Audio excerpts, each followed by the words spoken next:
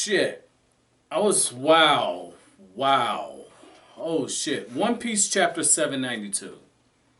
I have mixed emotions about this chapter. It wasn't a bad chapter. Let me just go ahead and say it now. Normally when I say I have mixed emotions, people are like, oh my god, you hated the chapter. You hated the chapter. No, it didn't anything like that. I'm not saying it. But I have mixed emotions because it was just like I really wanted Sabo to just burn that little fucker Burgess. I really wanted to do it, man. Like he lit him up. Don't get me wrong, he lit him up. But you got the flame fruit, man. You gotta burn him like how they burnt those witches in Salem. Like just go ahead and light this dude on fire. And I like how one of the things he said was like, I don't need you to tell me what my brother's last wishes were. I don't need you to tell me none of that. I've been thinking about it every single moment since the day that he died. And what's so crazy about it is like, Burgess is just like stabbing and stabbing and stabbing. He's hitting the Sabo button. He's hitting it. And it's getting to the point where, like, once he says, like, what were you doing taking a nap while your brother was dying? I'm like, oh, shit. That's like the worst thing you can say.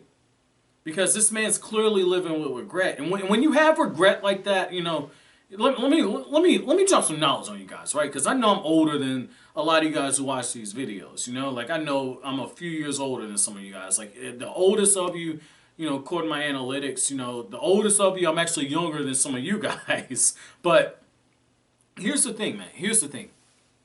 Like, when you got regret like that, you don't stop thinking about it. You always ask yourself, what if? Or what could I have done? You know, what is one hell of a word. It is one hell of a word when it's used as a question. Because it makes it so hard to move on from it. It makes it so hard to move on from it, man. Especially when you think that you're the one who's at fault. And so for Sabo, I like how, you know, the narration was building it up, where you see it through the other characters. And it's actually a really good writing tool. It's something that, in my writing group, one of the things that one of my mentors was saying, you know, she hosts a group and everything where we do like critiques and everything. It's kind of like a workshop, but one of the things she said was, you know, a great way to show your readers, keyword show, don't tell. You've heard me talk about that a lot, but a great way to show your readers what a character's like is to show how other people in the universe that you've created, how they view the character. It's a great way to indirectly kind of paint that picture. And so what you see there is like, oh no, when he doesn't pick up, Sabo's usually in a mood. And you just see Sabo getting visibly pissed off. You know, being called weak didn't do it. But once he started talking about Ace, and about how Ace's last words, like, don't let my brother know. He was like, this fool didn't even realize the value of his life. And here's the thing, right? That's a threefold part. You know, threefold. You know, number one, that could be something as simple as like saying he didn't realize the monetary value of his life. That could be something as simple as he didn't realize the value of his murder would be. But I think the thing Oda was kind of, or execution would be, but I think the thing Oda was really hammering in is that when you got somebody that you love, there's no dollar amount, there's no status amount, nothing can replace the value you put on their life. And so when Burgess says, like, yo, he didn't realize the value of his life, Sabo's like, look, dude, Ace means more to me, Ace means more to Luffy than you can ever realize. And so I really like how that's what pushed him. I really love that. Now, here's the other thing, though. Here's the other thing.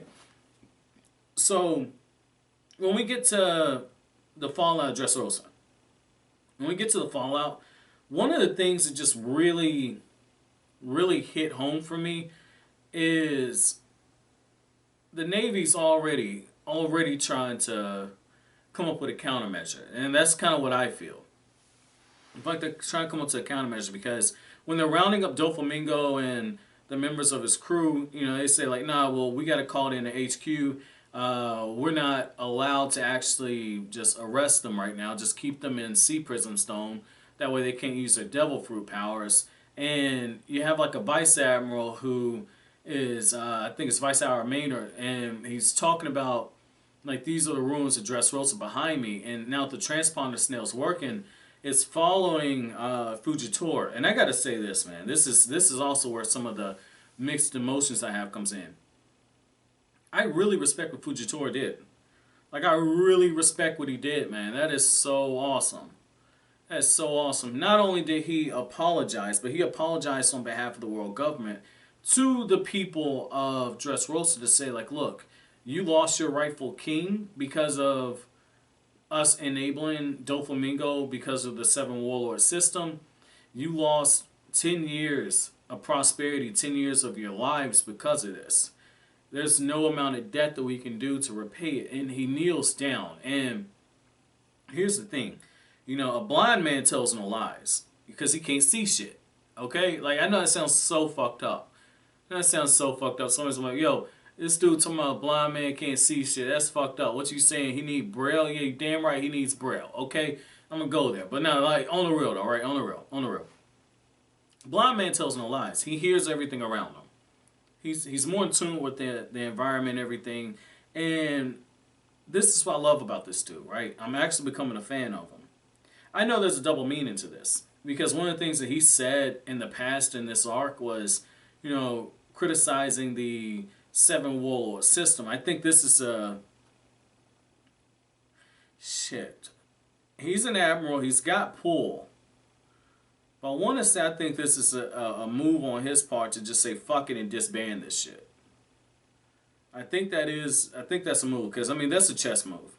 Because think about it from this perspective, right? Think about it from this perspective. Crocodile took over an island, 7 warlords. Moria had an island, 7 warlords. Boa Hancock, well, she's there because she's overpowered and she's got that alliance with the Navy to protect her island. But right here with Dressrosa, Doflamingo just came in and just took over, just like Crocodile did. The Navy's at least getting out in front of this. They're getting out in front of this, and by broadcasting to the other 3 islands, now you got all these other 3 islands are nearby. Now the word just spreads around. Now it gets out to the people, and then the newspaper. So now it's a double hit. I don't think that they want word getting out that Luffy was the one who liberated the island. I think they want to kind of contain that.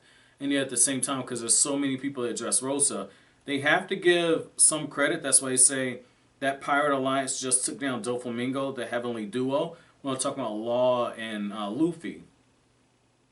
But they got to find a way to spin it. And so, from an optics perspective, when you sit there and you kneel and you bow in front of everybody and you apologize, that's just as big of a headline as Doflamingo being toppled by 2 pirates from the worst generation ever. I mean, that was smart. that was really, really, really smart. And I think that a move like that is going to push King Riku to take the position back. Take the position of King back. But, you know, overall, this is a really good chapter. I want to know from you guys, though. I want to know from you guys. What do you think about my thoughts about... excuse me.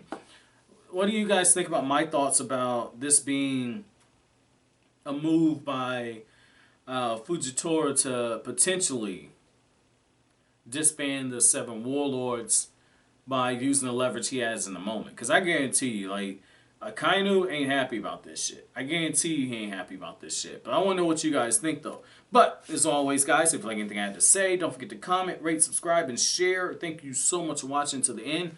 Have an awesome day, guys.